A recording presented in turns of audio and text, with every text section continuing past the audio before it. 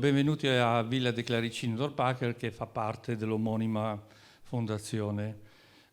Tre paroline, perché quando si va in un posto bisogna sapere anche dove si va, cioè al di là della collocazione geografica c'è anche una collocazione, come dire, diversa, che è quella relativa alla funzione che questa villa ha. E io sono ben lieto di ospitarvi perché questo è un centro culturale.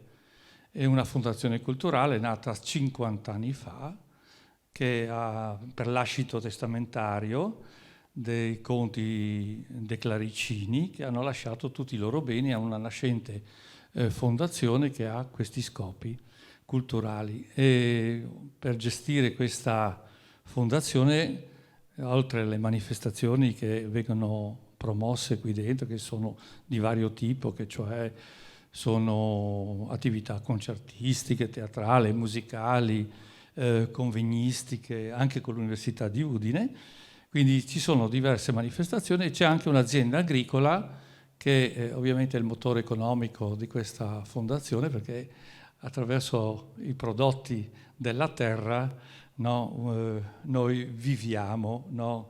E quindi siamo interessati anche a questo convegno perché anche noi abbiamo le api.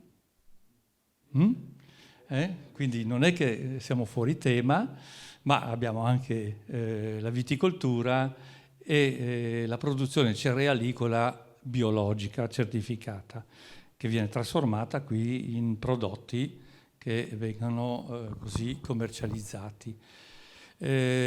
Quest'anno, brevemente, perché per dire una cosuccia diversa, festeggiamo anche il 7° centenario dalla morte di Dante Alighieri. Allora uno si dice, vedete questa sala è piena di quadri, no, che sono tutti dedicati a Dante, ma non solo questa sala, ma anche le altre sale e anche all'interno della villa.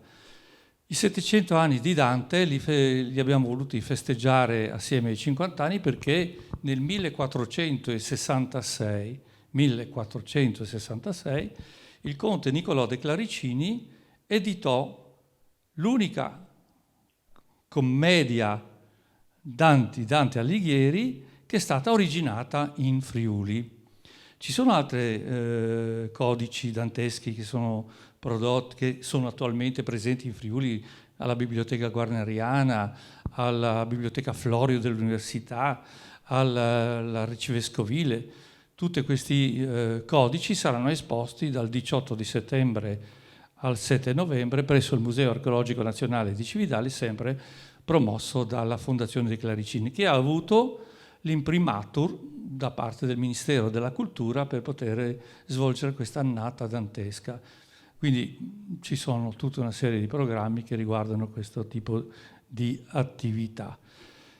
Ultima annotazione, la fondazione ovviamente ha un governo e questo governo è composto, voglio dire semplicemente da chi è composto, perché così anche per capire, è composto dal Comune di Cividale, dall'Università degli Studi di Udine, che è rappresentata qui dentro nel consiglio di amministrazione del professore Zannini, Andrea, che probabilmente molti di voi conoscono, dalla Fondazione Friuli, che è una fondazione bancaria delle casse di risparmio di Udine e Pordenone, e dall'Accademia delle Scienze delle Lettere e delle Arti.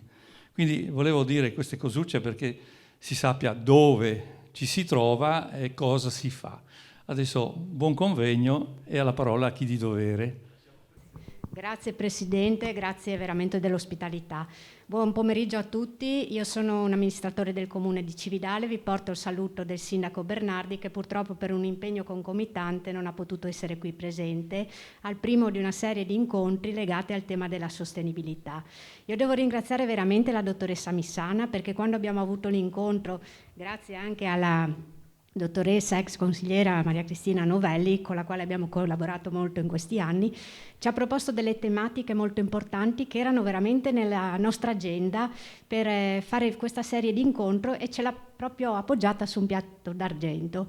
Io spero che questa serie di incontri siano l'inizio di una collaborazione con l'Università di Udine, perché il tema della sostenibilità è un tema molto importante che riguarda noi tutti, dai piccoli all'adulto. Pertanto sono tematiche che devono essere affrontate, io dico, anche all'interno delle scuole, già per i più piccini, per valorizzare il rispetto proprio per l'ambiente. Io ringrazio anche il relatore, il professor Nazzi, auguro a tutti voi un buon ascolto e un arrivederci al prossimo incontro. Grazie. Solo 2 parole perché credo che la cosa importante sia seguire adesso il professor Nazzi.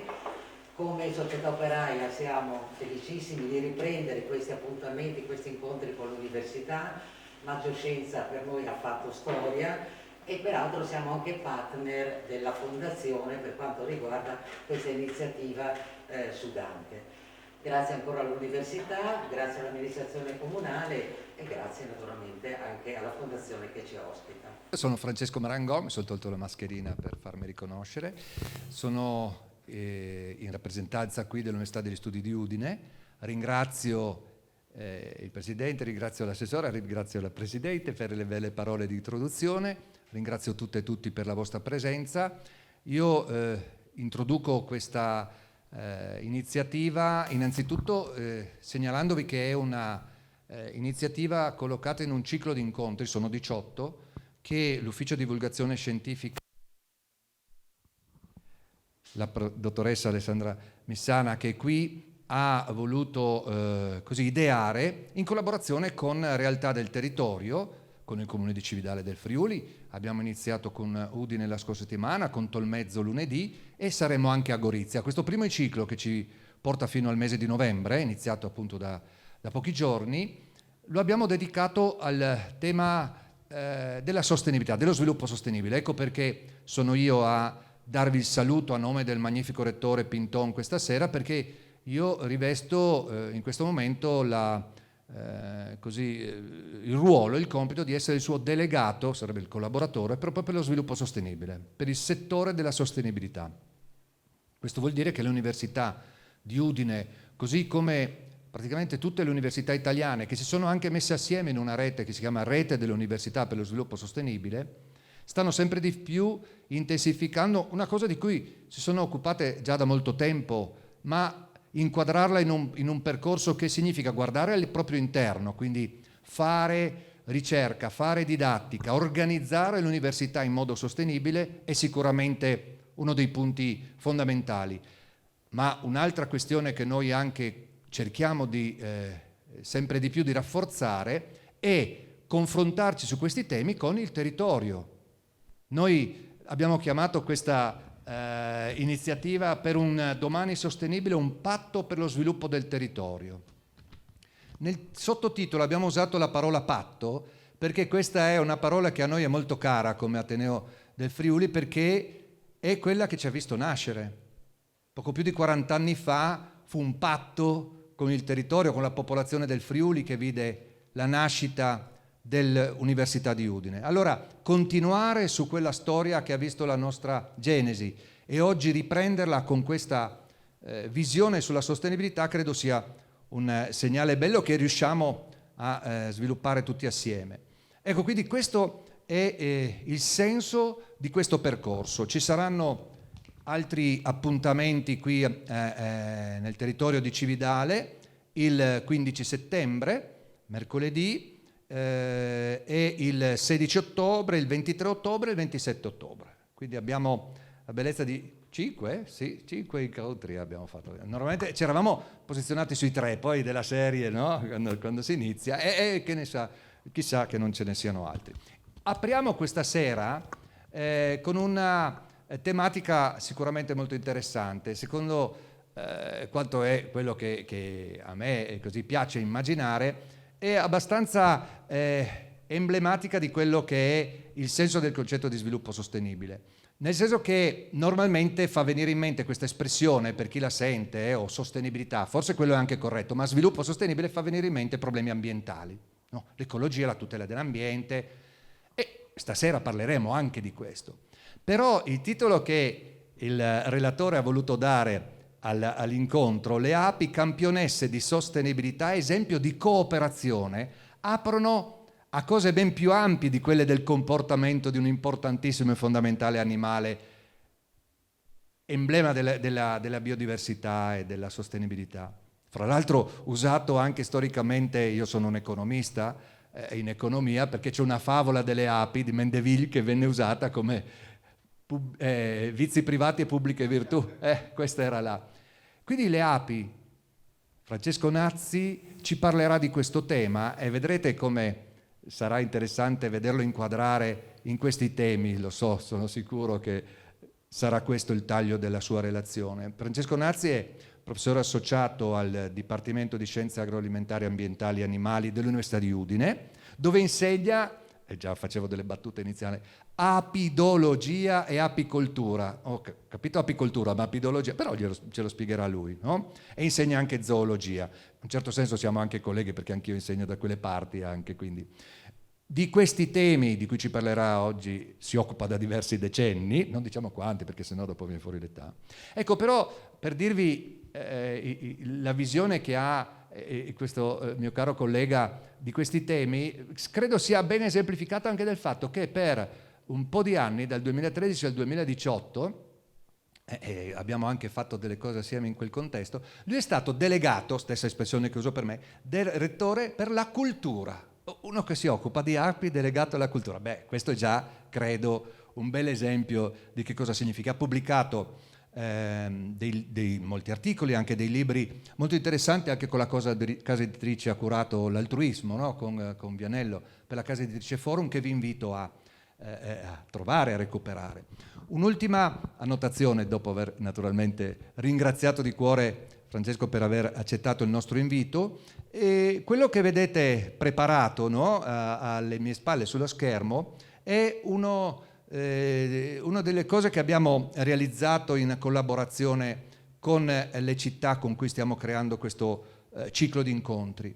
E quindi questo, vi dicevo, è il terzo incontro, il primo di Cividale, abbiamo fatto il primo a Tolmezzo e il primo a Udine. Negli altri due non siamo riusciti a fare quello che finalmente stasera riusciamo a fare e questo ci fa molto piacere, cioè come risultato di questa collaborazione, ne facciamo tante, ma questa volta è stata pensata anche questa cosa, è stato creato un breve video, vedrete, con dei bravissimi tecnici operatori che abbiamo incaricato di farlo, specifico, realizzato appositamente per questo evento e questi eventi, e quindi adesso lo vediamo in anteprima assieme a voi e poi è a disposizione, è sul sito dell'università, può essere messo sui vari siti delle varie organizzazioni con cui stiamo realizzando questa esperienza. A proposito di video, come credo avrete notato, segnalo che, spero che tu lo sappia già, che l'intervento viene registrato,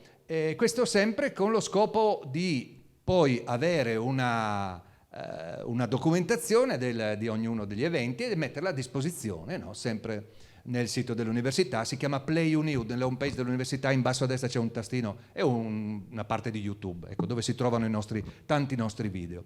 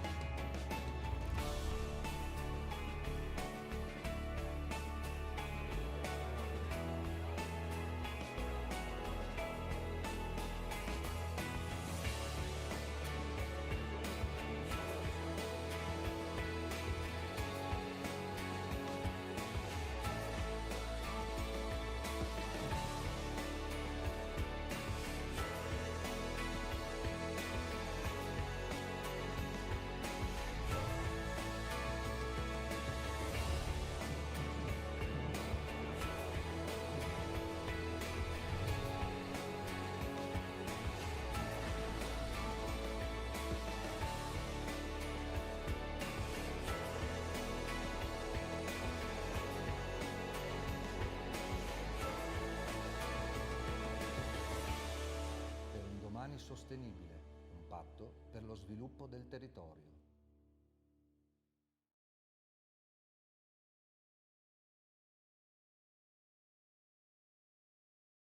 Innanzitutto grazie a chi ci ospita e agli organizzatori di questo evento, che è un piacere incontrare di nuovo, e grazie anche a Francesco per queste belle parole di introduzione e anche per aver buttato lì più o meno volontariamente alcune delle cose che vorrei che fossero oggetto di questa chiacchierata, che durerà qualche decina di minuti, perché tanto dura il mio discorso, ma se in ogni istante voi volete interrompermi per qualcosa che non vi è chiaro, vi prego di sentirvi liberi. Ringrazio naturalmente anche voi per essere qui e per animare insieme a me questa serata di riflessione su questo tema, che riguarda naturalmente le api, in particolare il rapporto delle api con la sostenibilità. Vedrete che proverò a sviluppare un ragionamento un po' particolare, per cui sarò lieto di avere un feedback da parte vostra. È stato giustamente ricordato come si parla veramente parecchio di api in generale e in particolare in questi ultimi tempi. Se ne parla talmente tanto che proprio quest'estate ho avuto modo di leggere sulla rivista 7 del Corriere questo intervento di una filosofa, la Rosi Braidotti, che forse avrete visto perché è ospite talvolta in qualche trasmissione televisiva, la quale, a proposito di questo gran parlare di api, dice così: il problema però è che quando pensiamo a loro, intende le api, noi umani precipitiamo in un vero delirio di analogie e metafore. Un overdose quasi infantile di entusiasmo nei loro confronti.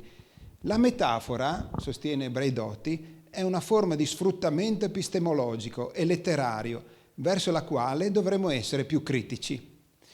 Quindi vedete la filosofa che critica nei confronti di questo nostro approccio per cui tendiamo un po' a abusare di queste api. Effettivamente è vero che le api in ragione di questo loro rapporto speciale con l'umanità, guardate che è un rapporto che dura da svariate migliaia di anni, abbiamo testimonianze nelle pitture rupestri vecchie di 7000 anni fa del rapporto fra l'uomo e le api. Dunque, in ragione di questo rapporto, le api sono state utilizzate più o meno strumentalmente per dimostrare tutto e anche il contrario di tutto. Ad esempio, intorno al XVI-XVII secolo, in terra di Albione, i monarchici inglesi usavano le api, le api con tutte le operaie soggiogate da quest'unica ape che comanda nell'alveare, usavano come esempio, come giustificazione del fatto che la monarchia fosse un istituto che era stabilito in natura, indiscutibile perciò. Contemporaneamente, o più o meno contemporaneamente, dall'altra parte della Manica, i rivoluzionari francesi sostenevano che le api costituivano una comunità di uguali, tutti impegnati per questi interessi comuni. Dunque, vedete, nello stesso istante, in due luoghi diversi, due interpretazioni diverse. Avete sentito menzionare de Mandeville, che dice sostanzialmente, che lascia intendere come dall'egoismo di queste bestioline, ognuna delle quali persegue il suo proprio scopo, venga fuori un interesse collettivo, mentre viceversa le api sono state utilizzate come, appropriatamente secondo me, come un esempio straordinario di altruismo totale. Quindi vedete, c'è tutto e il contrario di tutto. La mia personale opinione, per quello che vale, è che sarebbe opportuno rispettare le api per quel che sono, perché ne hanno abbastanza di caratteristiche interessanti da renderle degne del nostro rispetto in tutti i casi, anche se non sono ottimi esempi di questo oppure di quello, eccetera. Però è un dato di fatto che abbiamo parecchio da imparare dalle api, e sono secoli che impariamo dalle api. E qui la lista di quello che abbiamo imparato, tra virgolette naturalmente, dalle api potrebbe essere lunghissima. Io mi limito a un paio di esempi. Considerate una delle più strabilianti architetture naturali, che è il favo delle api. Voi sapete, le api vivono insieme in un nido, il quale è costituito da favi di cera, che sono strutture costituite da 2 strati giustapposti di cellette perfettamente esagonali, come si intuisce in questa immagine qua. Come vedete, un'ape parzialmente infilata dentro una delle tante cellette esagonali. Esagoni regolari, dimensioni che scartano pochissimo da 5,8 mm di diametro, eccetera, eccetera. Questa struttura, il favo delle api, è stato utilizzato per svariati scopi ingegneristici. I famosi pannelli a sandwich si basano su qualcosa del genere, una struttura di prismi a base esagonale giustapposti, contenuta fra due lastre piane. È la struttura che è alla base, ad esempio, di questo Airbus 380, ma anche faceva parte dello scudo termico dell'Apollo che rientrava dalla Luna, oppure, per restare più vicino a noi, la maggior parte degli sci moderni, invece di essere di legno pieno come quelli che costruiva Linusio 50 anni fa, hanno un'anima fatta di pannelli e di cellette esagonali, che si chiama Nomex nel caso specifico. Quindi abbiamo appreso come fare strutture leggere e resistenti dalle api, abbiamo appreso anche alcune interessanti peculiarità di certe sostanze. Ad esempio, voi conoscete la propoli, o il propoli, a seconda è differente, è una miscela effettivamente, non la fanno le api, ma la raccolgono dalle gemme di certe piante e la accumulano e la usano per svariati scopi nell'alveare, il principale dei quali è uno scopo antibiotico, serve loro per disinfettare i favi, per mummificare eventuali intrusi. È piena di sostanze, alcune di esse sono, in particolare i flavonoidi, che sono dei polifenoli, sono molto interessanti per le loro proprietà batteriostatiche e anche antivirali, sono stati largamente oggetto di studio, non naturalmente contro il Covid, ma saggiate contro altri virus, non altrettanto, ma piuttosto fastidiosi. Quindi c'è parecchio da imparare dalle api, sotto vari punti di vista, e mi fermo qui, anche se potrei andare avanti ancora molto a lungo. Perché ciò di cui vorrei parlarvi è quello che eventualmente noi avremo da imparare dalle api in tema di sostenibilità. E io intendo dimostrare 2 tesi. La prima è che abbiamo qualcosa da imparare rispetto a quello che fanno le api, che le api fanno per l'ambiente, per l'uomo, nell'ambito della sostenibilità, e abbiamo qualcosa da imparare anche guardando al come le api fanno ciò che fanno in tema di sostenibilità. Vedrete che più tardi, spero vi sarà più chiaro questo concetto che vorrei sviluppare. Ma per sviluppare il concetto occorre che innanzitutto dica che cos'è la sostenibilità effettivamente. Se ne parla tanto e io mi permetto di ricapitolare questo concetto, e lo faccio da naturalista qual sono.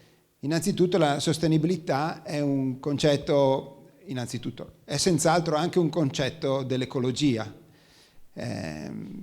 e quando in ecologia parliamo di sostenibilità intendiamo una certa caratteristica dei processi, dei sistemi, tale per cui questi processi si possono mantenere indefinitamente. Questo è sostenibile per l'ecologia. Per esempio, questa cosa qui è una cosa sostenibile. Questo è il cosiddetto ciclo del carbonio. C'è del carbonio nell'atmosfera sotto forma di anidride carbonica, ci sono le piante che prendono questo carbonio atmosferico e lo trasformano attraverso la fotosintesi in zuccheri, quindi sostanze organiche di cui si possono cibare gli erbivori, dei quali si cibano i carnivori. Le piante, gli erbivori carnivori respirano, quindi ributtano dentro l'atmosfera una parte di quel carbonio, un'altra parte no, perché ci sono per fortuna delle lepri che muoiono senza essere mangiate dalle linci, e altrettanto le linci, e così ci sono alberi che schiantano nella foresta e finiscono nel suolo, qua giù vedete a formare i detriti, dove dei microrganismi, funghi, batteri, degradano queste sostanze e anche loro ributtano il carbonio nell'atmosfera sotto forma di anidride carbonica. Ed ecco che vedete il ciclo del carbonio. Il carbonio dall'atmosfera entra negli ecosistemi, li attraversa e ritorna nell'atmosfera. E questo è sostenibile, in ragione soprattutto di questa circolarità, per cui la parte che viene sottratta prima o poi ritorna. Questo è sostenibile, questo invece è insostenibile. Una parte delle piante soprattutto, ma anche degli animali, minuscola parte, non viene sfruttata e va a finire a formare dei depositi fossili. No? È dal Paleozoico, da 500 milioni di anni, che, e soprattutto in certi momenti nel Carbonifero, di cui avrete sentito nominare, che si accumula nel sottosuolo materia organica che non viene degradata da nessuno. Da 150 anni, 200 anni, noi abbiamo imparato a estrarre da lì questa materia organica e a bruciarla nei nostri impianti e a ributtarla nell'atmosfera. Sembra ciclico come il resto, solo che questi depositi fossili si sono formati in centinaia di milioni di anni e noi li stiamo ributtando nell'atmosfera in decine di anni, e questo non è sostenibile. La dimostrazione del fatto che questa roba qui non può durare è l'effetto serra e il cambiamento climatico. L'anidride carbonica in atmosfera impedisce alle radiazioni luminose del Sole di riflettersi nello spazio, le intrappola i raggi infrarossi, di modo tale che l'atmosfera si scalda. Queste macchie rosse sono le temperature sempre più calde, e questo è quello che è successo alla temperatura, vedete, nell'ultimo secolo, preso a poco da quando abbiamo iniziato a sbilanciare quel ciclo. Di fatto questa roba qui ha funzionato per milioni di anni, quindi possiamo pensare che sia sostenibile, cioè può essere indefinitivamente prolungata. Questa roba qui è evidentemente insostenibile. Siamo arrivati in poche decine di anni sull'orlo di una catastrofe ambientale. Ecco. Però la sostenibilità, prima che il professor Marangoni inizi a essere turbato, non è solo una questione di ecologia, perché negli ecosistemi non ci sono solo gli alberi, le lepri e le linci, ci siamo anche noi. Riguarda anche noi la sostenibilità. Per cui in senso lato la sostenibilità potremmo dire che è il modo per assicurare condizioni adeguate per tutti, incidendo il meno possibile sugli ecosistemi, perché continuino a offrirci una possibilità di sopravvivenza. Quindi, parafrasando ancora un po' questa definizione, in buona sostanza si tratta di ridurre la povertà salvaguardando gli ecosistemi, cioè condizioni di vita adeguate per tutte e anche per l'ambiente che ci ospita. Questo sarebbe una interpretazione di questo concetto così usato in tempi recenti. Come si fa a ottenere un obiettivo così ambizioso come permettere condizioni di vita adeguate per tutte senza maltrattare gli ecosistemi?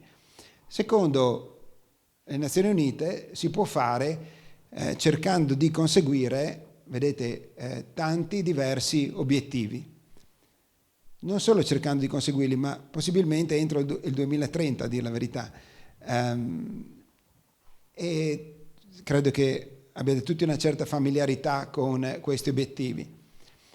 Per cui, non essendo l'argomento di questa conferenza, io non mi dilungherò su ognuno di questi obiettivi, però quello che vorrei farvi vedere è come le api, nel loro piccolo, possono contribuire in modo piuttosto importante al conseguimento di molti di quegli obiettivi. Ci sono dei miei colleghi che hanno scritto articoli per dimostrare come le api c'entrano con tutti questi obiettivi. Io non sono così ambizioso né sono un avvocato così acerrimo delle api, ma mi accontento di dimostrarvi che almeno 3-4 c'entrano parecchio con le api. Iniziamo dal primo. Il primo obiettivo è sconfiggere la povertà. Vedete, non per nulla è il primo, se fate riferimento alla definizione di sostenibilità che ho dato all'inizio. Alla base di questo obiettivo ci sono alcuni dati di fatto. Il dato di fatto più drammatico è che dei tanti miliardi che abitiamo sul pianeta, quasi 1 miliardo vive con $1 poco più al giorno. E $1,25, circa €1 al giorno, pressappoco. E l'obiettivo sconfiggere la povertà si prefigge di sradicare questa povertà estrema, cioè annullarla entro il 2030. E come si fa a fare una roba del genere? Beh, innanzitutto occorre entrare un pochino nel merito e notare come quasi tutti quei poveri là, non tutti, sappiamo che la povertà è un problema anche nel nostro paese, però la maggior parte di quei poveri vivono in 2 aree del mondo, l'Africa subsahariana e l'Asia meridionale. Qui siamo nell'Africa subsahariana. Qui siamo sugli altipiani centrali del Kenya. Questa è una città, un villaggio, si chiama Sirima e si trova di fronte al monte Kenya, non lontano da Nanyuki. È un posto dove abbiamo svolto un progetto di cooperazione che c'entrava con le api, durato 5 anni qualche tempo fa. Questo è un posto dove vivono molti poveri e quali caratteristiche ha questo posto e i posti simili a questo in cui vivono tutti gli altri? Beh, si tratta di zone rurali, la maggior parte dei poveri vive in zone rurali e vive di agricoltura, vive o non vive o vive male di agricoltura. L'ambiente, e lo vedete anche in questa fotografia, è tendenzialmente piuttosto ostile all'uomo, ma anche ostacola lo svolgimento dell'agricoltura, in effetti. Gli appezzamenti di cui possono disporre i contadini sono di dimensioni tendenzialmente minuscole e le attrezzature disponibili sono molto limitate. Ciò nonostante, anche in questi posti, se voi aguzzate la vista e soprattutto volgete verso l'alto lo sguardo, vi accorgete che anche lì prosperano le api. Dico se alzate lo sguardo perché in effetti gli alveari, i bugni rustici che usano gli apicoltori africani tendono ad essere di questa forma, questi si chiamano log hives, cioè alveari fatti con il tronco, tendono ad avere una forma cilindrica e sono appesi vicino alle chiome degli alberi, sia perché nessuno li disturbi, sia perché le api volentieri li colonizzano quando a ridosso della stagione delle piogge si muovono attirate dalle fioriture. E quello che è importante è che le api che riescono a prosperare in zone come queste e anche in zone peggiori di queste, ho visto alveari praticamente nel deserto del Messico, ce ne sono dappertutto, grazie alla loro attività producono sostanze, senz'altro il miele ma anche la cera, che sono di alto valore per gli apicoltori, sia valore nutritivo, sono calorie, il miele è denso di calorie potremmo dire, ma anche di un certo valore economico. Mi dicevano che in Kenya, dove eravamo noi con questo progetto, ma anche in Etiopia e in Somalia, con 17 barattoli di miele si compra una mucca, il che è un un good bargain, direbbero laggiù, un bel affare, insomma, ha un certo valore. Quindi l'apicoltura può essere un buon modo per i contadini di queste zone per emanciparsi dalla povertà usando questa attività complementare. Anche perché dovete sapere che mentre per fare il contadino serve la terra, e se non hai la terra difficilmente fai il contadino, per fare l'apicoltore non serve la terra, perché le api vanno a rubare il nettare dove pare a loro e quindi non serve avere neanche un pezzettino di terra, non serve avere neanche le api, a dire la verità, in Africa, perché le api arrivano da sole al momento della sciamatura. Serve avere un poco di attrezzatura, che però è molto semplice da fare. Di conseguenza noi abbiamo provato a vedere se funzionava questa nostra idea nell'ambito di un progetto di cooperazione, per cui ci siamo ingegnati per elaborare una forma di apicoltura a bassissimo input, tale per cui per realizzare tutta l'attrezzatura bastavano pochi dollari, e l'abbiamo diffusa nelle scuole degli altopiani con un discreto successo. Incidentalmente accennerò anche a come le api non siano poco rilevanti per quel che riguarda un altro degli obiettivi di cui ha l'Agenda 2030, che è la parità di genere. Perché in effetti in molte parti del mondo, in Africa ma anche in Asia, a fare gli apicoltori non sono gli uomini ma sono le donne. E qui siamo in Etiopia 2 anni fa, dove abbiamo iniziato un altro progetto nella regione delle Guraghe, e lì l'apicoltura che in Kenya abbiamo insegnato ai ragazzi delle scuole vorremmo insegnarla a questi gruppi di donne. Perché i gruppi di donne? Perché sono le persone che stanno a casa e lavorano la terra mentre i mariti sono fuori, e sono normalmente così impegnate da potersi permettere al massimo un'attività part-time come è di fatto l'apicoltura.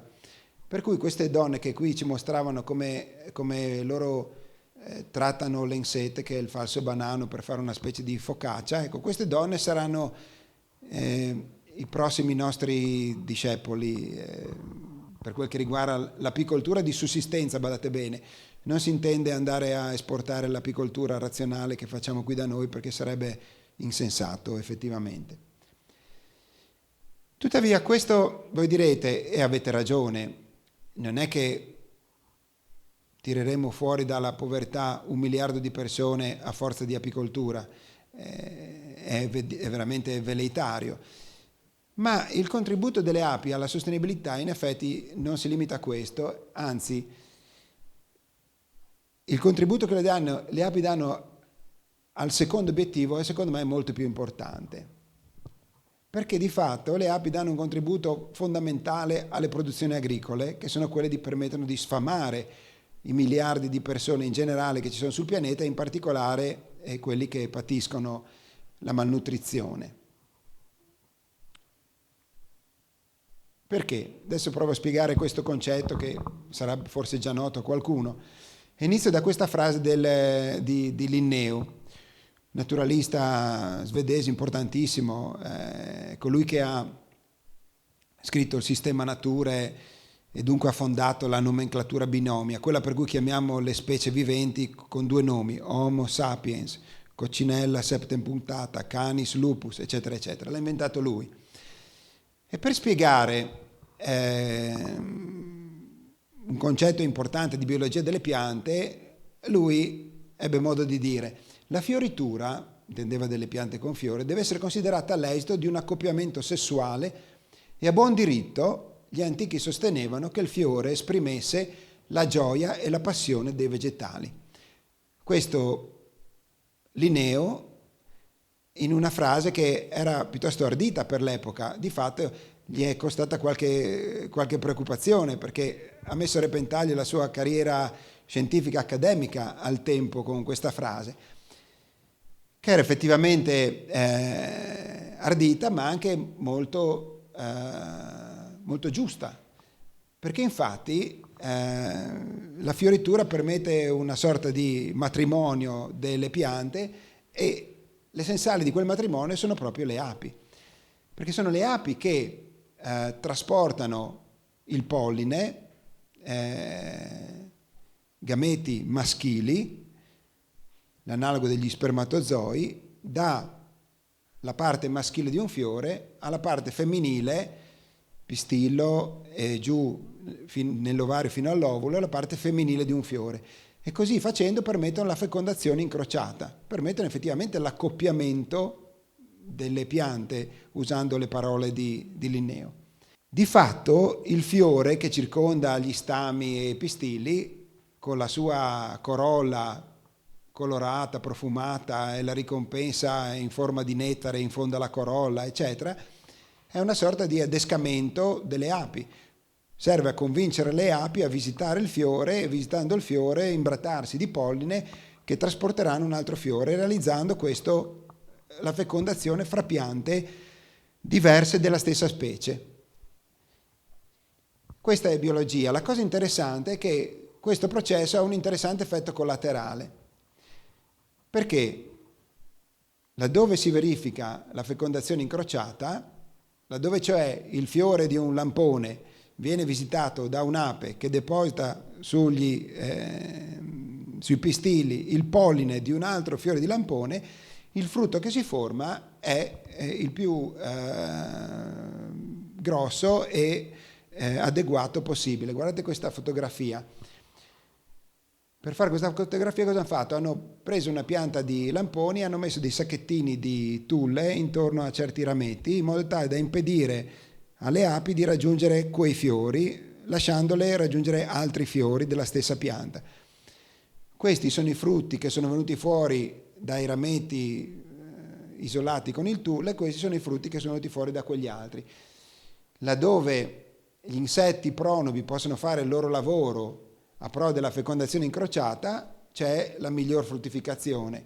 Laddove la fecondazione incrociata non è possibile, i frutti sono stentati e inadeguati. Questo è il concetto che volevo esprimere. E quindi che cosa comporta questo fatto qui di evidenza chiarissima? Comporta che, per usare uno stratagemma impiegato da una compagnia di supermercati negli Stati Uniti, il banco dell'ortofrutta in presenza di api sarebbe di questo tipo qua, insomma, con tutti gli scaffali pieni di frutta e ortaggi dei più vari tipi. In assenza di api, voi vedete, dovremmo rinunciare a molte di quegli alimenti. Questo così con una rappresentazione efficace ma poco tecnica. Con una rappresentazione tecnica ci hanno provato molti miei colleghi, i quali si sono presi la briga di mettere in fila tutte le colture importanti per l'alimentazione umana e poi fare una crocetta vicino a quelle che beneficiavano dell'impollinazione animale e quelle che invece potevano fare a meno. Hanno messo in fila le 100 più importanti colture e hanno visto quante avevano bisogno degli impollinatori, di cui le api sono il campione assoluto, e si sono accorti che 3/4 delle piante che sono importanti per l'alimentazione umana hanno bisogno degli impollinatori animali. E quel 75% di piante rende conto di 1/3 della produzione agricola mondiale. Quindi, se questa torta rappresenta quello che l'umanità mangia, ecco, le api c'entrano con questa fetta blu. Togliete le api e gli altri impollinatori animali e noi dovremmo rinunciare anche a questa fetta. Resta da dimostrare che questa fetta è quella che mangiano o non mangiano i poveri oppure noi, ma in assoluto, in termini assoluti, dipendiamo in questa misura dagli impollinatori. Se volete tenere a mente una cifra, un buon terzo. Voi direte, come mai 3/4 delle colture e poi solo 1/3 della produzione? Perché in effetti alcune delle colture che sono importanti per l'alimentazione umana, posso ammetterlo anche se sono un apidologo, non hanno bisogno delle api. Cioè, noi mangiamo chili di pasta e la pasta si fa col frumento che fa a meno delle api. In Asia mangiano il riso che è altrettanto indipendente dalle api. però non certo i lamponi, ma anche cose più importanti dei lamponi, cetrioli, zucchine, pomodori, eccetera, eccetera, eccetera, eccetera, hanno bisogno delle api. Naturalmente questo processo dell'impollinazione che rende possibile la fecondazione incrociata non riguarda solo le piante agrarie, riguarda in effetti tutte le piante con fiori. I fiori che voi vedete nei campi provengono da un processo di selezione che li ha formati per permettere a quella pianta di adescare il meglio possibile gli insetti impollinatori. Addirittura l'85% delle piante con fiori ha bisogno di impollinatori. E per ricordare questo concetto a me piace fare riferimento a una bella frase che ho letto su un libro di Robert Page. Se non sapete chi è non vi preoccupate, non è un grande del passato, è un biologo delle api, per cui lo conosco io e normalmente non altrettanto bene il pubblico, però ha detto una frase secondo me molto incisiva. Fa riferimento a Monet, ai suoi quadri con queste, avete presente le ninfee, ma anche questi prati fioriti. Dice così: come Monet, le api dipingono il nostro ambiente, il paesaggio è la loro tela, le piante fiorite sono i colori e il comportamento di ricerca del cibo le pennellate, perché di fatto svolgendo questa azione hanno determinato in un processo di coevoluzione la formazione dei fiori, e dunque si può ben ritenere che siano esse stesse responsabili, siano autrici di questa tela variopinta che è l'ambiente, che sono i prati fioriti ad esempio. E quindi, come vedete, le api hanno molto a che vedere anche con il 15° obiettivo dell'agenda per lo sviluppo sostenibile, che riguarda la vita sulla Terra, perché il contributo delle api alla biodiversità, in particolare alla biodiversità vegetale, essendo esse responsabili della riproduzione dell'85% delle angiosperme, è strabiliante. Senza contare il contributo che le api danno in quanto tali alla biodiversità animale. La biodiversità animale, immaginatela come la somma di tutte le specie animali che ci sono, no? Ce ne sono milioni di specie animali. Ad esempio ci sono 10.000 uccelli, ci sono alcune migliaia di mammiferi. E sapete quante sono le sole api?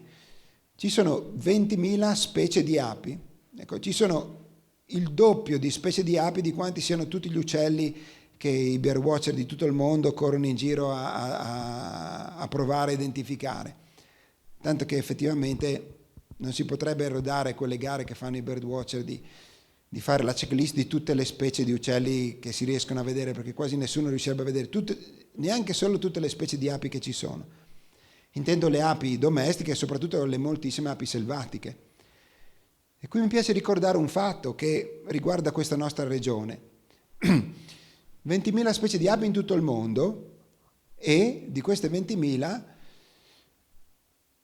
2.000 ce ne sono solo nell'Europa, e di queste 2.000 un buon migliaio sono in Italia, che in effetti, da bravo paese del sud dell'Europa, del bacino del Mediterraneo, è ricchissima di biodiversità.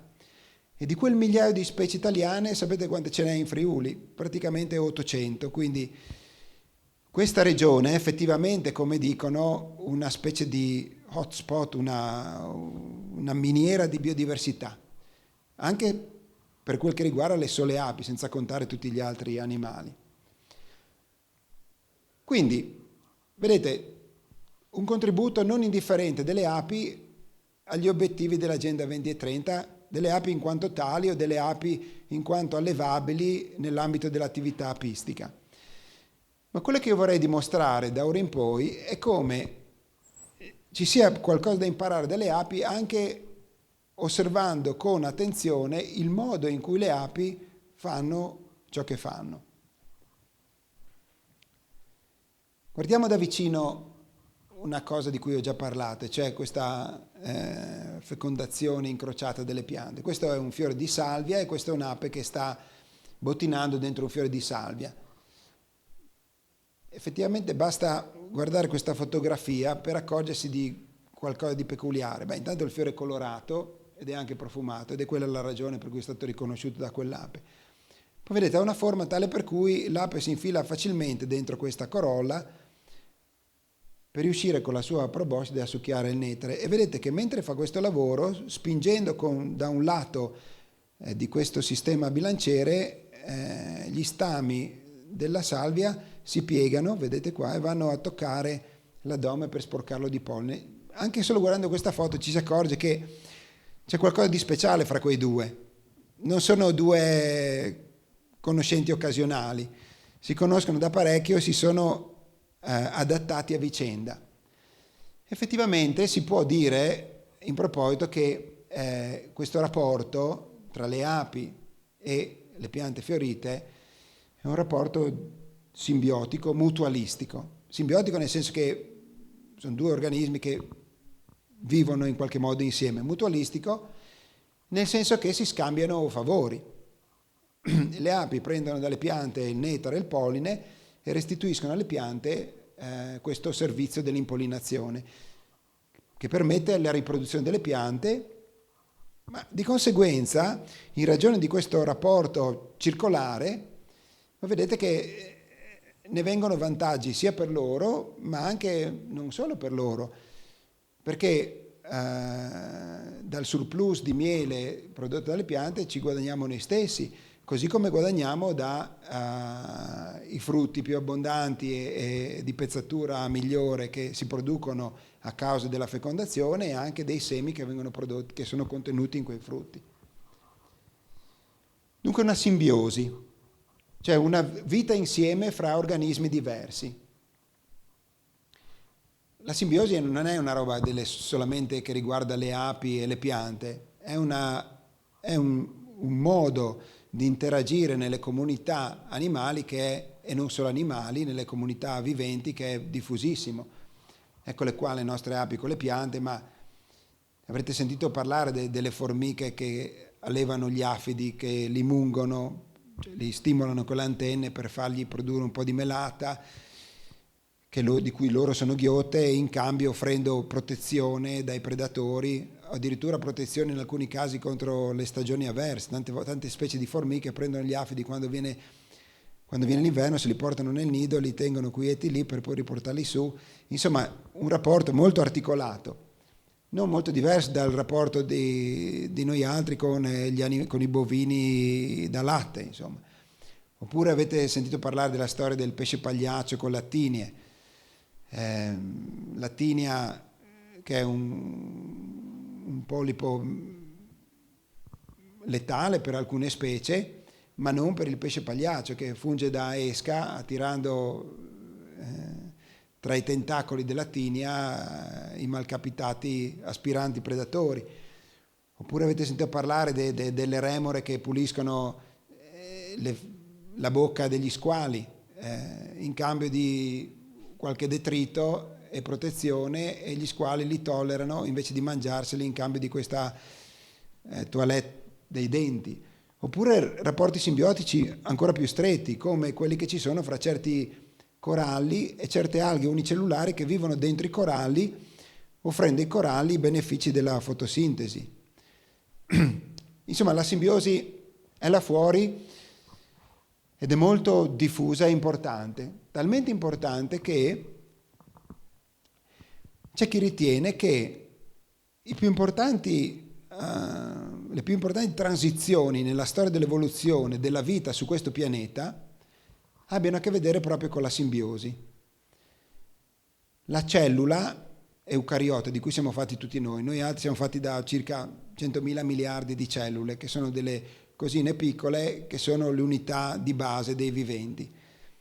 Le cellule di cui siamo fatti noi si chiamano eucarioti perché hanno un nucleo e certi altri organelli.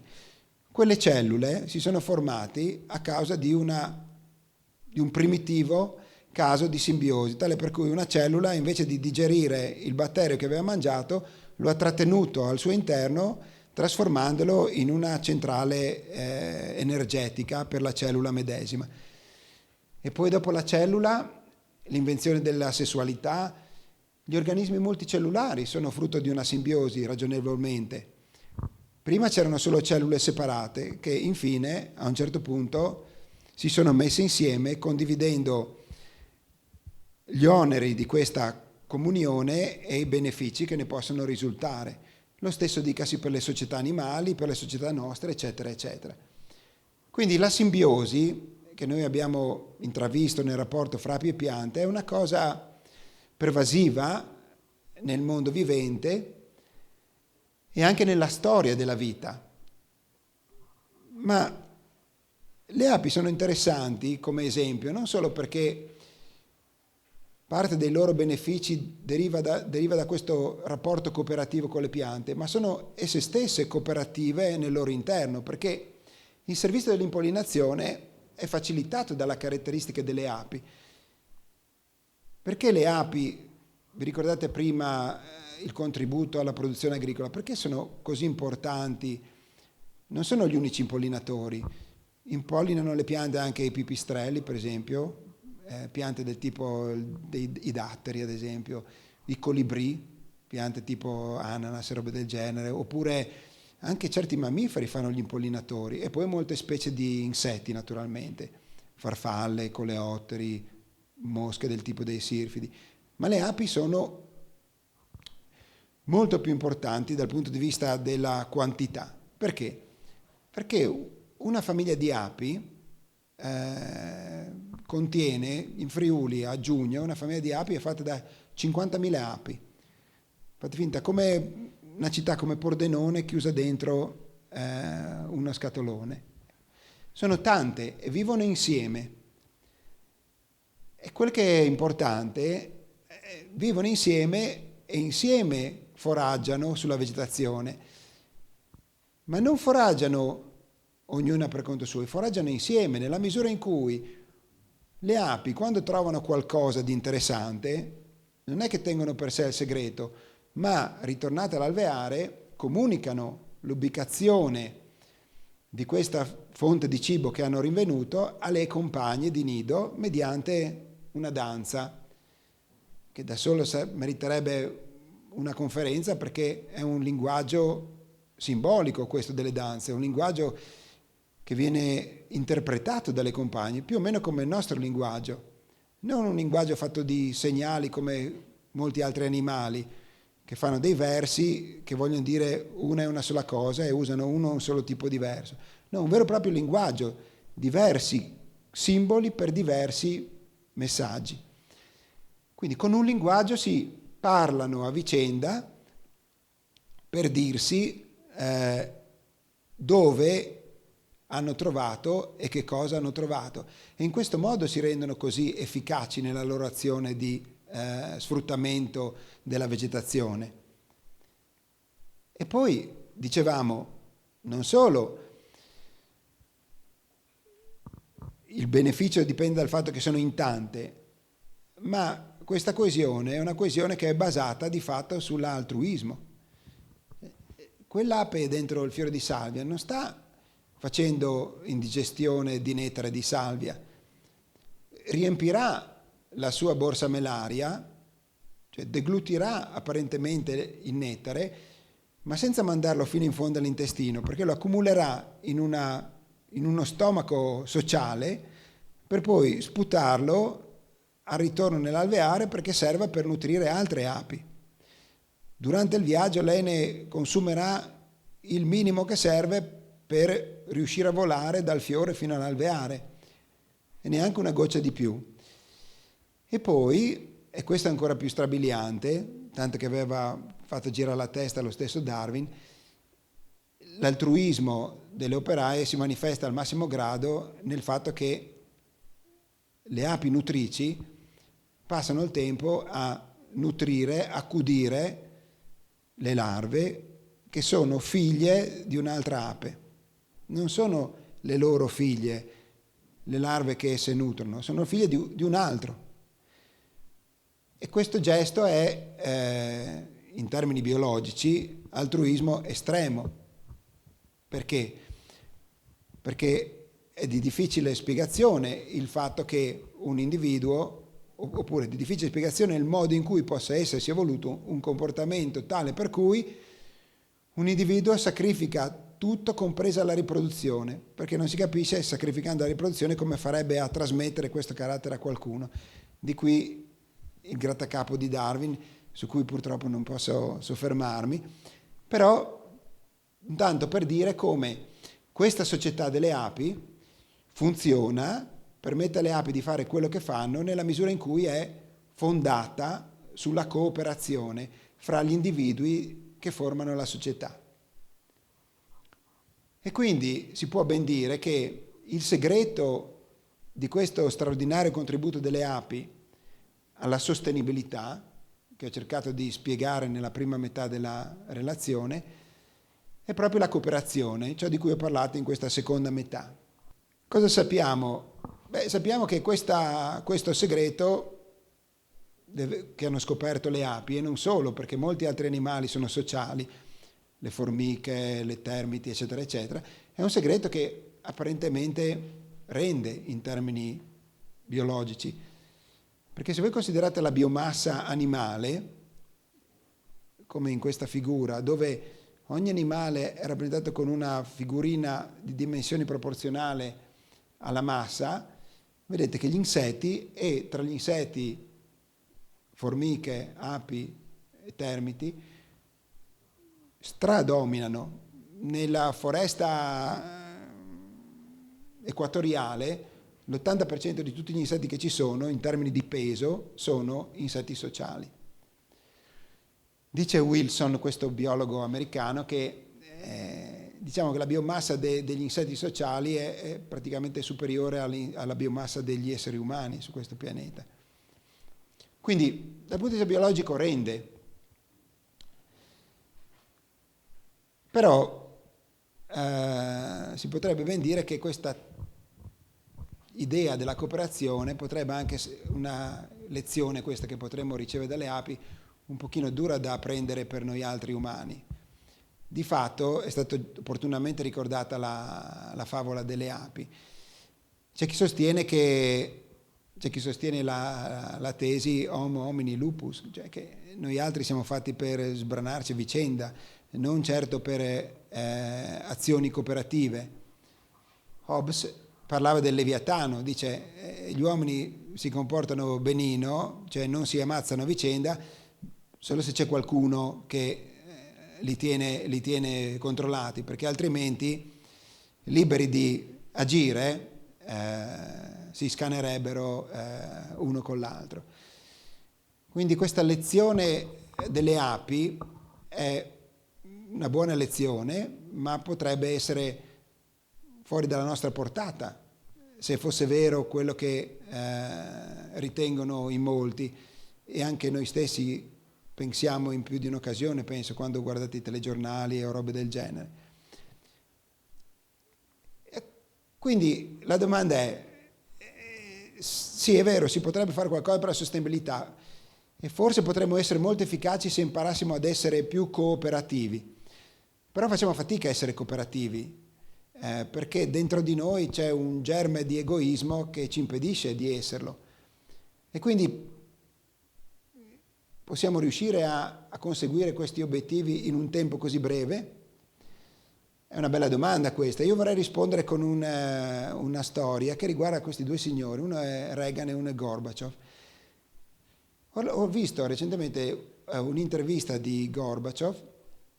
Erano intervistati insieme Gorbaciov e Schulz, che era il segretario di Stato ai tempi dei colloqui tra i due presidenti, i quali nel 1985, in piena guerra fredda, si incontrarono a Ginevra per cercare di fare qualcosa contro la proliferazione nucleare, praticamente. Pare che mentre c'erano questi incontri bilaterali, a un certo punto i due si siano presi una pausa, se ne siano andati a passeggiare per conto loro con i soli interpreti, e dentro un piccolo chalet si siano scambiati delle chiacchiere confidenziali che sono state rivelate da Gorbaciov solo recentemente in questa intervista che potete trovare anche sulla rete. A un certo punto pare che Reagan gli abbia detto: ma Cosa faresti se gli Stati Uniti venissero attaccati da qualcuno dallo spazio profondo? Qui Reagan immaginava un'invasione aliena e chiede al suo nemico, perché guardate che al tempo avevano abbastanza testate nucleari da distruggersi a vicenda e distruggere il pianeta tipo 20-30 volte, quindi non è che si trattavano con i guanti. Gli chiede: ma voi ci aiutereste? E Gorbaciov risponde: senza alcun dubbio. E Reagan disse: anche noi. Quindi in buona sostanza, anche nell'ambito di un rapporto competitivo, Reagan ebbe modo di dire che se però ci fosse una minaccia esterna, potremmo collaborare per fronteggiare insieme questa minaccia. In effetti, per fortuna nostra, non è arrivata nessuna invasione dallo spazio profondo nel frattempo, però dallo spazio più recente è arrivata un'altra invasione, è venuta non da un alieno, ma forse da un pipistrello, è passata attraverso un pangolino, non si sa, ma certamente siamo tutti quanti da un paio d'anni sotto scacco per un'invasione da causa di una certa invasione biologica. E a me pare di vedere che questa umanità in questa occasione abbia svolto alcune prove tecniche di cooperazione. Nonostante tutto quello che si possa dire sull'umanità, noi 2 anni fa abbiamo visto degli esempi di altruismo straordinari. E non parlo solo degli infermieri, dei medici che hanno fatto miracoli, ma anche parlo di quelli che pulivano le strade mentre tutti noi eravamo rintanati in casa, o chi ci serviva la spesa al supermercato. Gente che ha messo a repentaglio la sua salute. E più recentemente, pensate a queste mascherine che voi indossate, che io tra un attimo rimetterò, alle mascherine chirurgiche, che servono più che altro a impedire a noi di infettare qualcun altro, più che a noi di essere infettati da qualcuno, a meno che non siano quelle FFP2. Pensate se non sono esse stesse un simbolo di altruismo. Pensate alle file di giovani che tutto sommato hanno meno di noi da rischiare, che fanno la fila per vaccinarsi. Pensate quando si vede la figura, pensate alla cooperazione fra gli scienziati. Questo non si vede, cioè il globo e i punti e le linee rappresentano interazioni cooperative fra laboratori di ricerca. Non rende conto questa immagine di quello che è stato? Cioè, gli scienziati hanno lavorato veramente molto e insieme per offrire risposte. E hanno lavorato talmente bene che sono riusciti a produrre un vaccino in un tempo così breve che paradossalmente qualcuno ha detto: troppo breve, c'è qualcosa che non va. Addirittura siamo arrivati a questo punto, ma il tutto in ragione di uno sforzo che non ha avuto precedenti. Quello che è stato realizzato non è mai stato realizzato prima, da cui i risultati. Oppure pensate a una cosa che è più che altro una sfida questa, in tema di cooperazione. Pensate se e quando riusciremo a vaccinare tutte le persone del mondo, anche le persone che abitano a Sirima, che attualmente se lo sognano un vaccino, dato che sapete pressappoco l'1% della popolazione dei paesi in via di sviluppo è stata vaccinata ancora. Ecco, tutte queste sono prove tecniche di cooperazione che abbiamo svolto e che dimostrano che forse abbiamo già imparato il segreto della cooperazione, che è ciò che potrebbe permettere il conseguimento degli obiettivi sostenibili. Ho tralasciato un sacco di argomenti, se vi interessano questo genere di riflessioni, ma soprattutto le api, io qui ho scritto un libretto che parla della biologia di queste bestioline. Ogni tanto divago, come ho fatto stasera, speriamo che non vi sia risultato noioso e che soprattutto abbia suscitato qualche riflessione, qualche domanda, qualche critica. Ecco, io ho finito e sono a disposizione vostra per qualsiasi interazione. Grazie.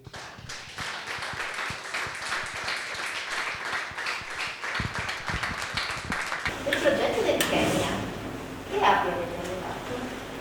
Le africane? Sì. In Kenya che api allevavamo? Con quali api si faceva questa apicoltura di cui si parlava? E la domanda evidentemente viene da una persona che sa che le api in Africa non sono proprio le stesse api che abbiamo noi. Anzi, qualcuno forse ha sentito parlare delle api, non quelle africane, ma quelle africanizzate, le cosiddette api killer. Ci hanno fatto anche qualche bel film, per modo di dire, qualche film, insomma. Effettivamente le api africane sono molto aggressive. Non l'ho portata purtroppo, faccio vedere quando parlo di questo progetto una foto dei guanti nostri mentre lavoravamo conficcati, ci sono 350 pungiglioni sulle 10 dita. Sono molto aggressive e quindi occorre lavorarci con una certa prudenza e con un equipaggiamento adeguato. Però questo è quello che c'è là. D'altro canto questa loro aggressività ha anche degli effetti collaterali interessanti per l'apicoltura, nel senso che chi alleva le api in Italia, in Friuli, sa che i problemi peggiori per le api vengono dai parassiti, da certi parassiti, e anche i quali sono un parassita che si chiama Varroa, che veicola un virus molto pericoloso, che è il virus delle ali deformi. Ebbene, in Africa ci sono sia questo che quello, ma non fanno nessun danno, per causa di questa biologia un po' peculiare delle api e anche della loro aggressività. Quindi sì, il progetto è stato fatto con ape africana, cioè Apis mellifera scutellata, usando gli accorgimenti che servono, tra i quali ad esempio in una diapositiva si vedeva, c'erano dei miei colleghi che facevano costruire un alveare. Ecco, vedete, qui si costruisce un alveare che sembra uno scatolone come i nostri, però forse vedete come questa è la faccia anteriore, questa è quella posteriore, è molto stretto e lungo. Dentro l'alveare ci sono dei favi come questi, allineati così parallelamente alla faccia anteriore, e questi alveari sono creati in modo tale da poter lavorare dalla parte posteriore, prelevando solo i favi che contengono il miele, che sono quelli più lontani dal nido, dove ci sono le api, e aprendo l'alveare, vedete, solo il minimo necessario. Questi sono tutti quei generi di accorgimenti tecnici che è stato necessario implementare per fare un'apicoltura efficace nonostante le condizioni. Che cosa fanno in Africa laggiù? Ci sono tutti i tipi di apicoltura, dal semplice saccheggio degli alveari selvatici. Ci sono tanti sciami selvatici là che vanno a insediarsi dentro i tronchi d'albero. Allora lì con quello che fanno i cacciatori di miele, col fumo mandano via o uccidono le api, e poi con il macete allargano il buco, tirano fuori la cera e portano a casa. Da questa estremità fino all'apicoltura industriale, che è fatta in certi apiari specializzati. La nostra apicoltura si collocava non nel mezzo, più verso l'apicoltura di sussistenza. Voleva essere la forma più semplice e più economica, avendo noi riciclato molte questo alveare è stato inventato per il Kenya. Questo si chiama Tanzanian Top Bar Hive ed è la variante del Kenyan Top Bar Hive, un alveare che è stato inventato apposta per fare apicoltura laggiù. Non è l'Arnia da Danblat che usiamo noi, è tutta un'altra faccenda. Chi ha un po' di pratica riconosce che si tratta di oggetti diversi. Quindi era questa la domanda. Altre domande? Che rapporto c'è fra le api e i colori? E i colori. Allora, si può dire molto sulle api e i colori. La prima cosa che possiamo dire è che le api vedono i colori, anche se non vedono i colori proprio come noi. Cioè vedono avete presente, noi vediamo di tutte le radiazioni quelle visibili, cioè le radiazioni che stanno fra il rosso e il viola tra 400 e 800 nanometri. Vediamo i colori dell'arcobaleno, vediamo noi, più la luce bianca che è la miscela di tutti questi colori. Le api vedono quasi tutte quelle lunghezze d'onda, salvo che non vedono bene il rosso, cioè quel pezzo dello spettro è per loro invisibile, però più di noi vedono l'ultravioletto. Quindi sono carenti da un lato dello spettro e ricche dall'altro. E in effetti, se voi vedete questa figura qua, no? Ecco, qualcuno potrebbe avere, se qualcuno di voi fosse abbastanza malizioso, potrebbe pensare che non ve l'ho raccontata giusto, perché ho detto le piante sono colorate per attirare le api. E voi, adesso che sapete che non vedono il rosso, potreste dirmi, non è vero, perché sono anche i fiori rossi. Se non li vedono, di certo quei fiori non sono rossi per le api. Invece molti fiori rossi emettono nell'ultravioletto e in questo modo si rendono visibili alle api. Un'altra domanda interessante sarebbe, detto questo, su quel che vedono le api, come facciamo a sapere noi che loro vedono i colori? Non è che si può, che possiamo chiederglielo. Scoprire come le api vedono i colori è stata l'impresa di un biologo chiamato Carl von Frisch, che è poi lo stesso biologo che ha decodificato il linguaggio delle danze delle api, per il quale ha preso il premio Nobel, fra l'altro, il primo premio Nobel per la medicina attribuito a un biologo. E come ha fatto a scoprire che le api vedono i colori?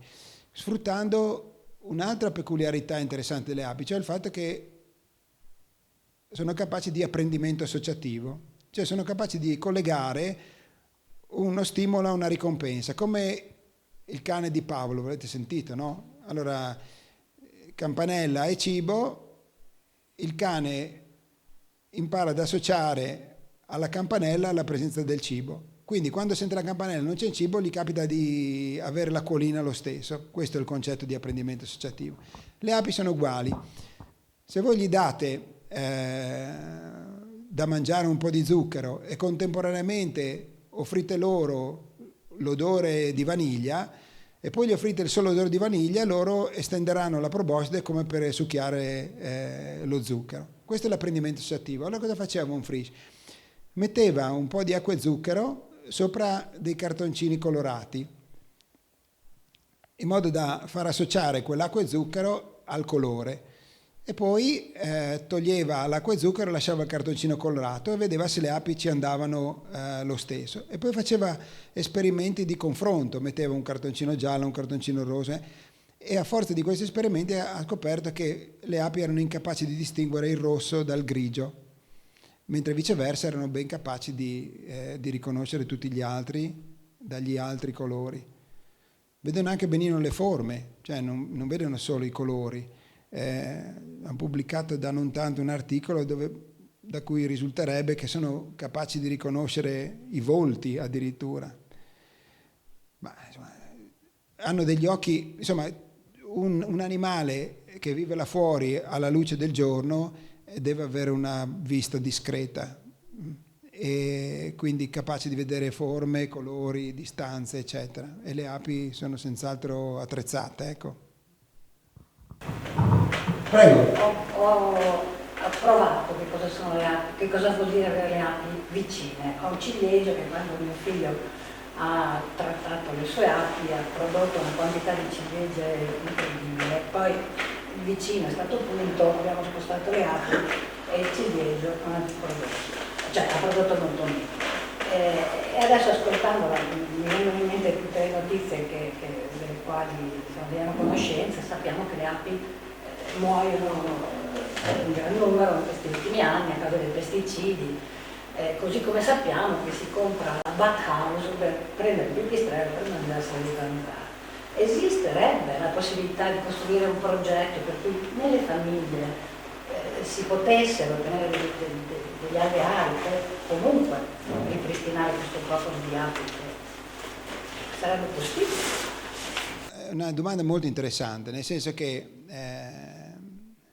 è più che ragionevole, anzi è incommiabile la domanda, ma Detto questo, sapendo che questi animaletti sono così utili e sapendo anche come sono in pericolo per varie ragioni, i pesticidi sono solo una delle ragioni, ci sono problemi anche peggiori come la qualità della campagna che circonda noi e le api, che è diventata sostanzialmente ostile alle api e a tutti gli insetti, ma anche i parassiti, le malattie, il cambiamento climatico, ce n'è tante di minacce. Tutte insieme concorrono a provocare tempi duri per le api. Si può fare qualcosa?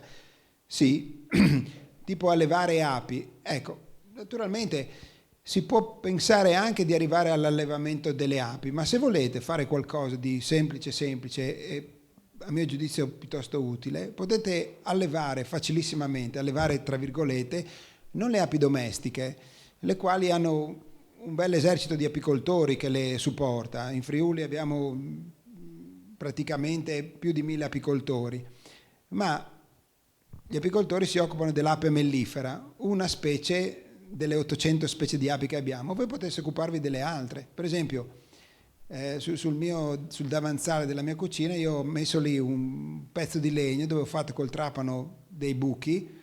Basta fare dei buchi da 4, 5, 6 fino a 8 millimetri, si fanno dei buchi nel pezzo di legno e si lascia lì. Vedrete che a primavera qualcuno arriverà, a voi sembrerà un'ape come quelle degli apicoltori, ma in effetti sono altre specie, arriverà e farà dentro lì il proprio nido, depositerà, voi non vedrete perché succede tutto dentro il buco, ma a un certo punto vedete che quel buco verrà tappato con un coperchietto di fango e l'anno successivo da quel buco verranno fuori 1, 2, 5, 10 nuove api che a loro volta usciranno in giardino per raccogliere nettare e polline dalle vostre piante per allevare altre api nella stagione successiva. In questo modo voi farete qualcosa di buono. Qualcosa di ancora migliore sarebbe dargli da mangiare alle api, ma non portare un sacco di zucchero all'apicoltore, no, ma tenere il vostro giardino fiorito. Ovvero cosa vuol dire? Per esempio non diventando fanatici del prato inglese. Il prato inglese sarà bello da vedere, ma non c'è neanche un fiore. Allora non dico di non sfalciare l'erba, sennò dopo i vicini vi considerano malamente, ma limitare gli sfalci magari in una parte del giardino, permettendo alle api alle piante di andare in fiore, e così facendo dare da mangiare alle api di passaggio. Pensano ben loro a venire a cercare il nettare a casa vostra. Oppure questo è quello che potete fare nel vostro piccolissimo. E poi si può fare molto altro, no? Si può pretendere che comportamenti virtuosi siano adottati su più larga scala dagli enti pubblici. Per esempio, scoprite che per debellare l'odiatissima zanzara tigre, invece di trattare i tombini, trattano le chiome degli alberi, voi potreste rivolgere al vostro comune e dire: ma siete proprio sicuri che funzioni sta roba qua? Perché non solo non funziona, ma è anche nociva per tutti gli impollinatori. Oppure potreste per esempio insistere perché il vostro comune si mette in opera alcune piccole azioni, degli hotel per le api. Sembrano cose ridicole, folcloristiche, ma se voi andate a Londra, dietro Downing Street, a 200 metri dal numero 10, c'è un hotel per le api, per dire, no? Eccetera, eccetera, eccetera. Molte altre cose, e infine potete anche fare gli apicoltori se volete. E se volete farlo, cercate di farlo bene, rispettando questa bestia, invece di maltrattarla e trattarla come uno schiavo al vostro servizio. Provate a farlo meglio che potete,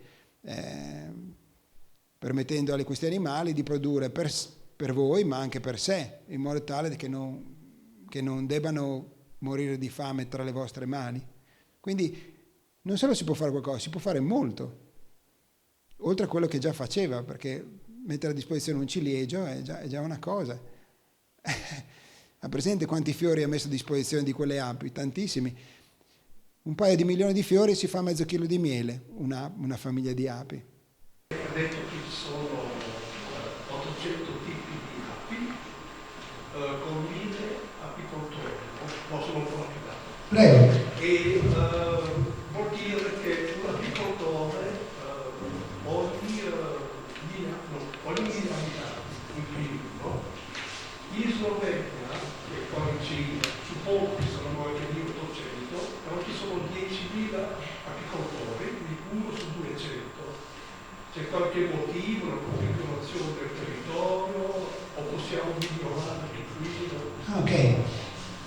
La domanda quindi riguarda i numeri, però ho detto 1200 apicoltori, ma 800 specie di api, non 800 alveari. Gli alveari sono, fate conto, circa 20.000, tra 20 e 30.000 alveari ci sono in Friuli. Comunque, come lei ha notato, molti meno apicoltori e molti meno alveari che nella vicina Slovenia, la quale Slovenia è qualche anno luce avanti rispetto a noi per quel che riguarda l'apicoltura e la cura delle api, per tradizione, ma anche, a dire la verità, per certe condizioni peculiari del territorio. Ma certo è un bel esempio da imitare per certi aspetti. Ad esempio, una certa attenzione che gli apicoltori sloveni hanno dedicato all'ape locale. La loro ape si chiama Apis mellifera carnica e gli apicoltori sloveni hanno fatto una legge tale per cui non è che si importano api da tutte le parti del mondo in Slovenia. L'ape carnica della Slovenia è adattata all'ambiente carnico, all'ambiente della Slovenia, e fa meglio di tutto in quell'ambiente lì, e pertanto è preservata dagli apicoltori. Gli apicoltori invece italiani tendono un poco a pasticciare. Alcuni sono molto attenti e solerti, altri si fanno tentare dalla tal sottospecie particolarmente produttiva, importano una specie da chissà dove che poi liberamente si accoppia con le altre specie, e c'è un po' ci sono molti pasticci che si potrebbero evitare. Ecco, questa sarebbe una cosa piccola da imparare dai nostri vicini sloveni, che, come vi dicevo, però sono più avanti.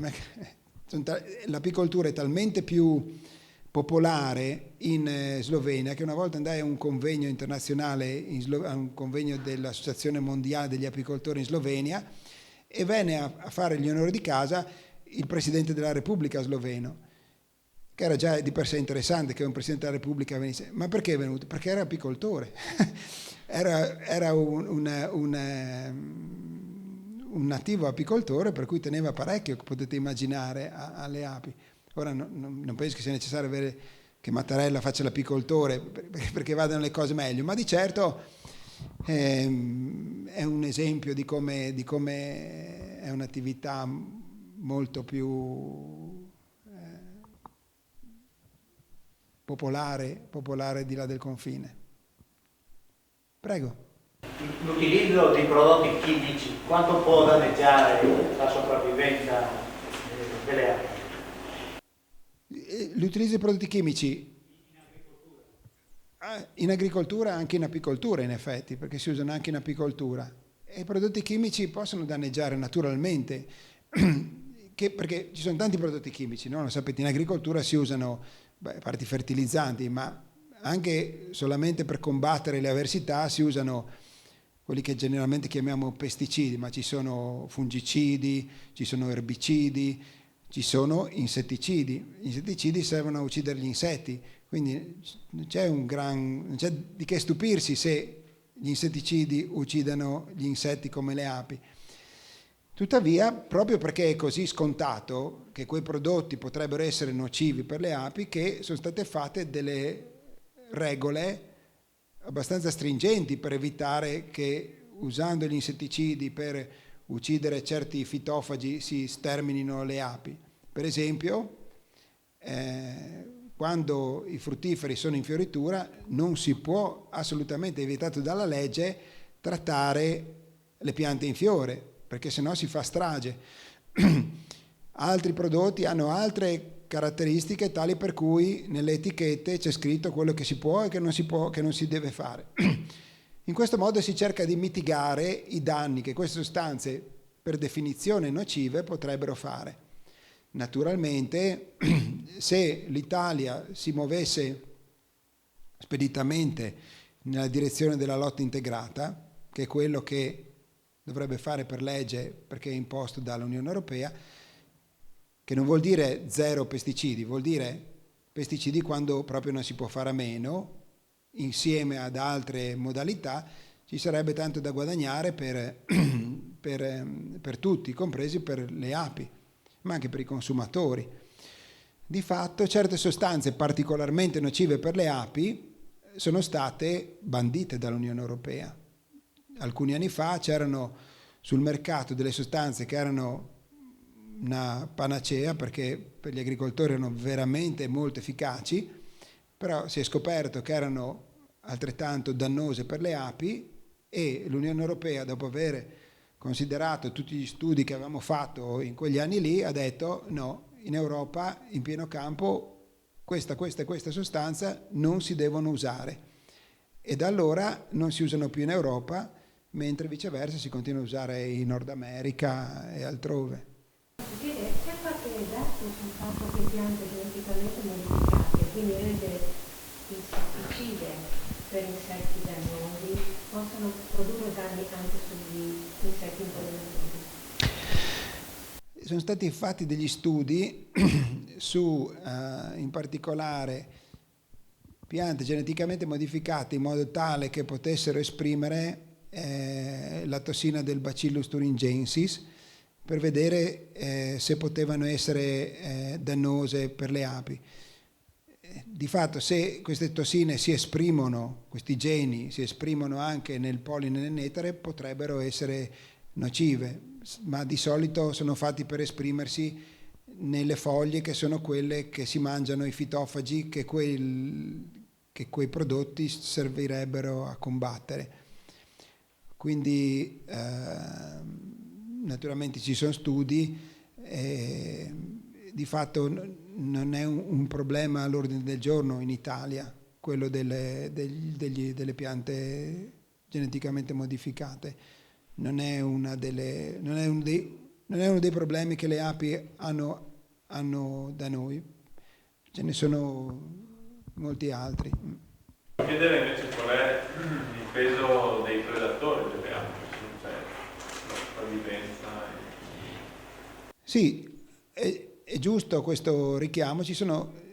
Le api hanno dei nemici piccoli tipo parassiti o patogeni, ma hanno anche dei nemici grandi che sono i predatori, nemici grandi e grandissimi, a cominciare dalle vespe per finire con gli orsi, passando per i gruccioni, gli uccelli come i gruccioni o anche anfibi, rettili. E quanto sono importanti dal punto di vista pratico? Possono essere un poco importanti certe specie di vespe, no?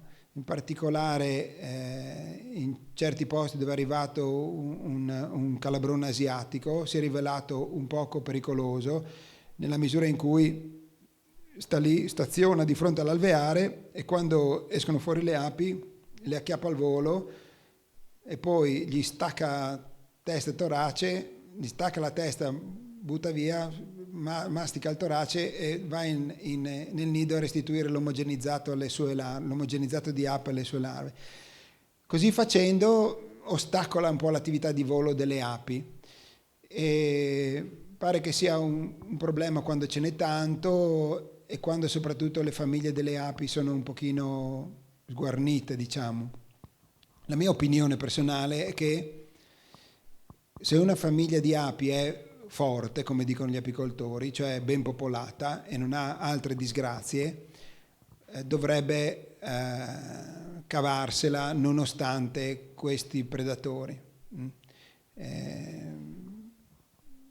Quindi esistono, ma per fortuna o per sfortuna abbiamo problemi molto maggiori. Cioè sarebbe bello che i nemici delle api fossero solo i calabroni. Saremmo a cavallo, direi. Il problema è che abbiamo nemici piccoli e il nemico più grave è un virus, guarda caso. Adesso, quando dicevamo 10 anni fa sta roba qua, la gente ci credeva a malapena, adesso li vedo un pochino più disposti a credere che un virus possa essere così pericoloso per qualcuno. E in effetti così è. Questo virus facilitato da un parassita fa strage.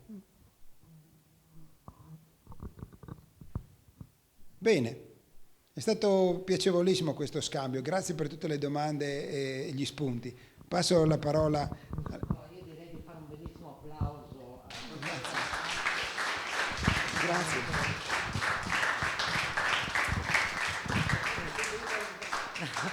No, e naturalmente ci auguriamo di rincontrarlo, ecco, in qualche prossimo appuntamento, mentre io vi ricordo che mercoledì 15, sempre qui, in villa appunto in Bottenico di Moimaco, si parlerà di ecomusei, una pratica territoriale sostenibile, esperienze e progettualità. Avremo con noi il professor Andrea Guaran e il professor Mauro Pascolini, che voi sapete si interessa in modo particolare di queste cose. Professore, intanto a nome di credo anche dell'università, ma chiaramente anche dell'amministrazione comunale, mi permetto veramente di ringraziarla moltissimo, e adesso noi abbiamo la possibilità di farci un piccolo aperitivo, ecco, qui fuori. Grazie ancora di cuore, veramente di cuore.